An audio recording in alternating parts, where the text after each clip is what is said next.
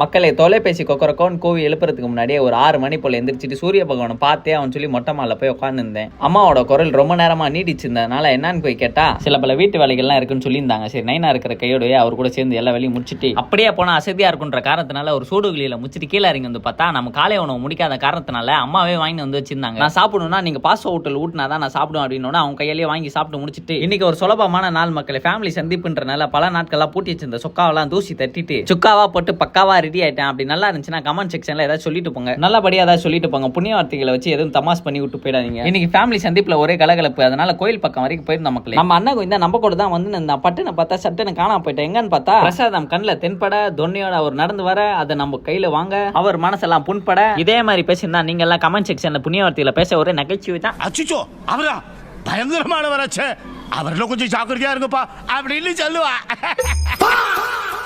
சரி மக்களே, அப்புறம் சாமி தரிசனத்தெல்லாம் பார்த்து முடிச்சுட்டு செல்ஃபி எடுத்துட்டு தான் வீட்டு பக்கம் கிளம்புவோம்னு சொல்லி செல்ஃபியை போட்ட பிறகுதான் மன ஆரதம். இருந்தாலுமே வயிற்றுக்குள்ள கோவான்னு பசி, அதனால ஜூஸ் கடையை பார்த்து நிப்பாட்டி ஜூஸ் அச்சு தும்சா பண்ணிட்டு அப்பப்ப நகைச்சுவை பண்றன்ற பேர்ல நம்ம அண்ணன் வேற காண்ட எத்துறான். இருந்தாலுமே அவன் நகைச்சுக்கு சிரிச்சும் சிரிக்காத மாதிரி சிரிச்சுட்டு வீட்டு பக்கம் வந்த பிறகு நம்ம வேற வாங்கி வச்சிருந்த பேட்டை கையில எடுத்துட்டு அன்னைக்கு தொட்டப்ப மின்சாரம் துண்டிப்பாச்சு. இன்னைக்கு என்ன துண்டிப்பானாலும் பரவாயில்ல, நம்ம விளாடுறது யாருமே தடுக்க முடியாதுன்னு சொல்லி விளாண்டு முடிச்சிட்ட மக்கள். அந்த கையோட இரவான அண்ணன் கொஞ்சம் கிட்டே அம்மா கிட்டயுமே சில பல வாழ்க்கை அப்டேட்டை பத்தி பேச்சு முடிச்சுட்டு அப்புறம் நம்ம தோழரே அண்ணன் கொஞ்சம் போன சில பல வெளி வேலைக்கெல்லாம் இருந்துச்சு. அதனால பக்காவா பறந்துட்ட மக்களை. இத்துடன் விடைபெறுகிறேன். உங்களுக்கு டாட்டா போய் தனிச்சிருங்க.